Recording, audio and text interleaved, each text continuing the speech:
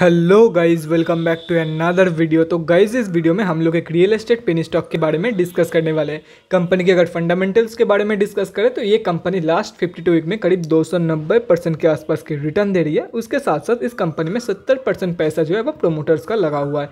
And दिसंबर के quarter में FIIs ने अपनी होल्डिंग इंक्रीज करी है और हम आप जैसे छोटे मोटे रिटेलर्स की जो होल्डिंग है इस कंपनी में वो अराउंड 25% के आसपास निकल के आ रही है। तो गाइज इस वीडियो में हम लोग बेसिकली 3 पॉइंट कवर करेंगे। So the first point is fundamental analysis.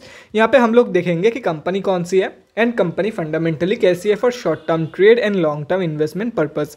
Second point is volume analysis. Volume को एनालाइज करके हम लोग फ्यूचर ट्रेंड के बारे में अंदाज़ा लगाने की कोशिश करेंगे। And the third point is technical analysis. यहाँ पे हम लोग डिस्कस करेंगे डिफरेंट टेक्निकल्स के बारे में, मतलब कहाँ पे आप लोग बाई करके चल सकते हो एंड क्या आप लोगों की टारगेट रहने वाली है। तो गाइज बिना टाइम वेस्ट किए पहली पॉइंट की तरफ बढ़ते हैं और देखते हैं कि कंपनी कौन सी है एंड कंपनी फंडामेंटली कैसी है।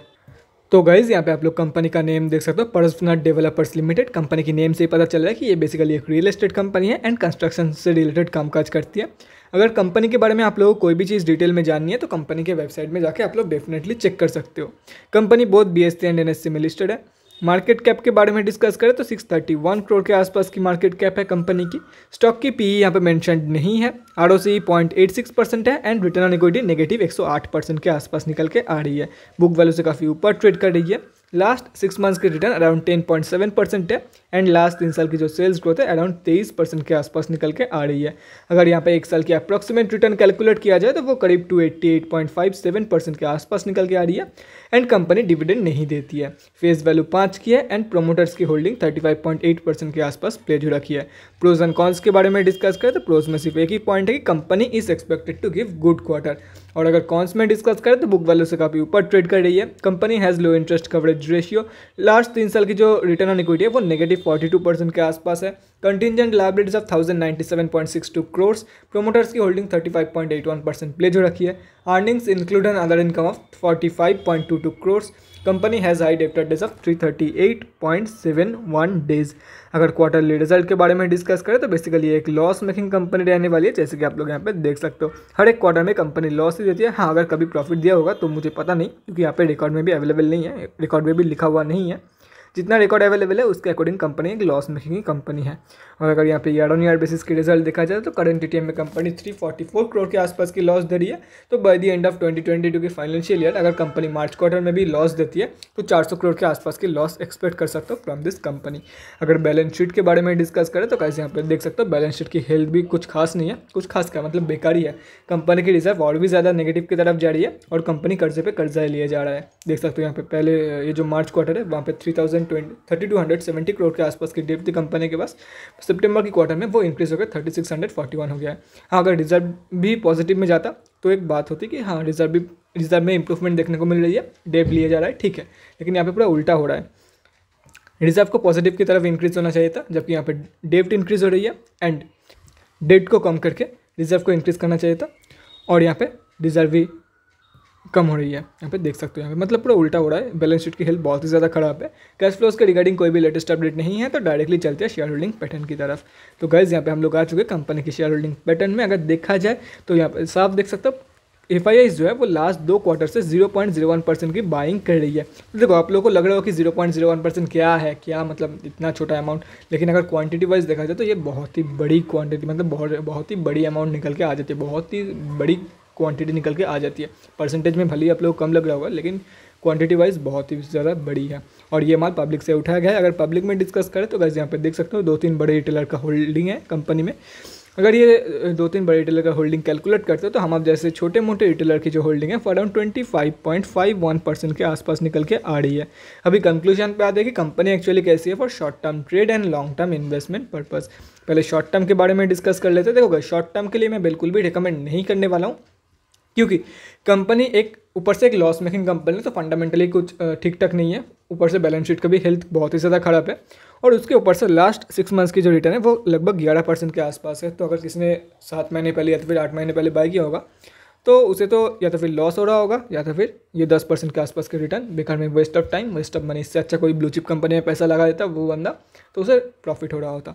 इसलिए बोल रहा हूँ शॉर्ट टर्म के लिए रिकमेंड नहीं करने वाला हूँ। और रही बात लॉन्ग टर्म की, तो लॉन्ग टर्म के लिए तो मैं बिल्कुल भी नहीं रिकमेंड करने वाला हूँ। शॉर्ट टर्म के लिए अगर कोई जाना चाहता है तो जा सकते हैं अपने रिस्क पे, लेकिन मैं लॉन्ग टर्म के लिए बिल्कुल भी नहीं रिकमेंड करने वाला। अगर अपने खुद भी रिस्क लेते हो तो भी मैं रिकमेंड नहीं करने वाला हूँ, क्योंकि ये रिस्क नहीं है, बेवकूफ़ी हो जाएगी अगर कोई बंदा इसमें पैसा लाएगा तो। क्योंकि बैलेंस शीट की हेल्थ आप लोगों ने देख ही लिया, उसके साथ साथ कंपनी एक totally end to end loss making company है।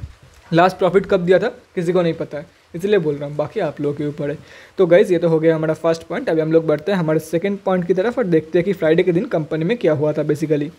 तो गाइज़ यहाँ पे हम लोग NSE के वेबसाइट पे आ चुके हैं। कंपनी जो है वो निफ्टी रियल्टी में लिस्टेड है।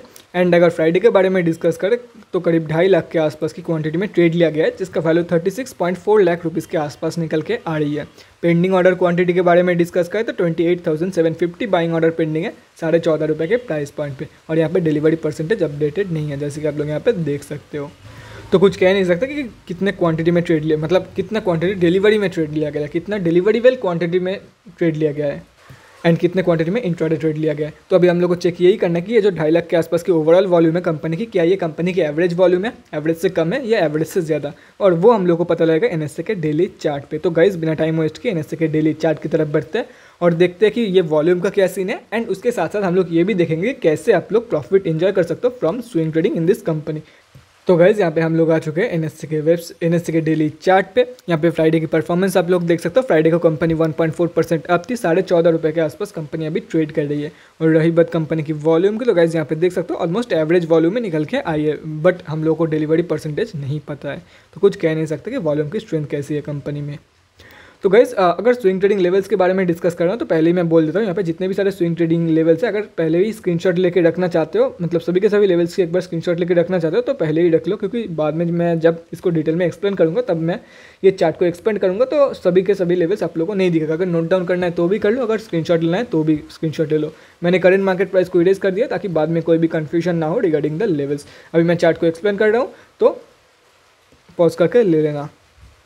तो गाइस यहाँ पे हम लोग आ चुके हैं बहुत ही, देखो यहाँ पे नीचे की तरफ जो सबसे स्ट्रॉन्ग सपोर्ट है कंपनी की वो है 7.5 रुपये के प्राइस पॉइंट पे। उससे भी देखो यहाँ पे दो जो सपोर्ट है ना, ये जो 11.7 की ये एक स्ट्रॉन्ग सपोर्ट है एंड सबसे स्ट्रॉन्गेस्ट जो सपोर्ट है इनमें से वो है 7.5 रुपये के लेवल पे। और मुझे नहीं लगता कि कंपनी जो है वो 7.5 रुपये के लेवल पे 7.5 रुपये के लेवल से नीचे जाएगी। तो अगर कोई बंदा अपने रिस्क पे शॉर्ट टर्म ट्रेड लेना चाहते हैं तो डेफिनेटली उसके लिए 7.5 रुपये के लेवल काफ़ी बढ़िया रहने वाली है फॉर शॉर्ट टर्म ट्रेडर्स। और रही बात स्विंग ट्रेडर्स की, तो guys wait for the bounce back. अगर कंपनी ये जो 14.6 की लेवल है यहाँ से ही बाउंस बैक दे देती है तो बहुत बढ़िया। बाउंस बैक कंफर्मेशन के बाद एंटर करो for the target of 17.6, 20.85 and 26.05। और मैं बोल रहा था कि 7.5 शॉर्ट टर्म में कोई बंदा अगर जाना चाहता है तो जा सकते हो अपने रिस्क पे, लेकिन गाइज अगर 7.5 रुपये के लेवल के आसपास मिले तो ही जाना। ये 14 रुपये के लेवल पे बाई करके बेकार में लॉस मत करवाना अपना, ठीक है। 6 महीने पहले भी यहाँ पे ट्रेड कर रही थी कंपनी ऑलमोस्ट इसी रीजन के आसपास, अभी भी यहीं पे ट्रेड कर रही है कंपनी, जैसे कि आप लोग यहाँ पे देख सकते हो। इसलिए बोल रहा हूँ 7.5 रुपये के लेवल पे अगर मिलती है तो ही शॉर्ट टर्म के लिए चांस ले सकते हो, अदरवाइज बेवकूफ़ी हो जाएगा। रिस्क नहीं होता, उसे रिस्क लेना नहीं बोलता है, उसे बेवकूफ़ी बोलता है, ठीक है। ये तो हो गया। और अगर मान लेते हैं कि कंपनी यहाँ से स्लिप कर जाती है तो यहाँ से नहीं, तो यहाँ से कंपनी बाउंस बैक देगी, तब बाउंस बैक कंफर्मेशन के बाद बाय करना है। अगर यहाँ से कंपनी बाउंस बैक दे रही है तो फर्स्ट टारगेट ये, सेकंड, थर्ड, फोर्थ। अगर यहाँ से दे रही है फर्स्ट टारगेट ये, सेकंड टारगेट ये, थर्ड टारगेट ये। एज सिंपल एज दैट, कोई भी यहाँ पे रॉकेट साइंस नहीं है, सभी के सभी लेवल्स आप लोगों के सामने हैं। और अगर मान लेते हैं कि आप लोगों ने कोई भी एक एंट्री मिस कर दिया है, मान लो कि कंपनी यहाँ से बाउंस बैक दे दिया है और आप लोगों ने यहाँ पे एंट्री करना मिस कर दिया, तो डोंट वरी गाइस, जब कंपनी अगेन 14.6 के ऊपर क्लोजिंग करेगी तो आप लोग को बाय करके चलना है for the target of 17.6, 20.85। As simple as that, घबराना नहीं है, लेकिन लेट एंट्री नहीं करना है आप लोगों को। हाँ, यहाँ से मिस हो गया तो बीच में ही जब कंपनी रेजिस्टेंस के आसपास ट्रेड कर रही है तो फिर बीच में चली गई है कंपनी, तब एंटर कर लेता हूँ, वो बिल्कुल भी मत करना। जितना हो सके सपोर्ट के आसपास बाय करने की कोशिश करना। एंड ऐसा नहीं है कि सपोर्ट के आसपास बाय करने की कोशिश किया मतलब सपोर्ट के आसपास अभी कंपनी ट्रेड कर रही है, अभी अंधाधुंध घुस जाता है उस स्टॉक में, ऐसा नहीं। कन्फर्मेशन के बाद सपोर्ट के आसपास ट्रेड करना है आप लोगों को। वेट फॉर दी कन्फर्मेशन, भले ही एक दो ट्रेड मिस हो जाए लेकिन कन्फर्मेशन के लिए वेट करना है। ये पेनी स्टॉक्स है, ये कोई मतलब ऐसा कोई फंडामेंटली बहुत ही स्ट्रॉन्ग ब्लू चिप कंपनी नहीं है कि कंपनी आज नहीं तो कल प्रॉफिट देगी अगर आप लोग फंस जाते हो तो संभल के। तो guys that's it for this video, अगले वीडियो में मिलते हैं गाइज। Thanks for watching. और गाइज अगर आप लोगों के मन में कोई भी डाउट या क्वेरी रहती है स्टॉक मार्केट या किसी भी स्टॉक से रिलेटेड तो कमेंट सेक्शन में कमेंट करके मुझसे पूछ सकते हो, या तो फिर मेरे इंस्टाग्राम का लिंक आप लोगों को डिस्क्रिप्शन बॉक्स में मिल जाएगा, जाकर वहाँ बड़े मुझे DM कर सकते हो for an 1-on-1 conversation. Thanks again for watching guys, bye guys, and definitely guys stay safe.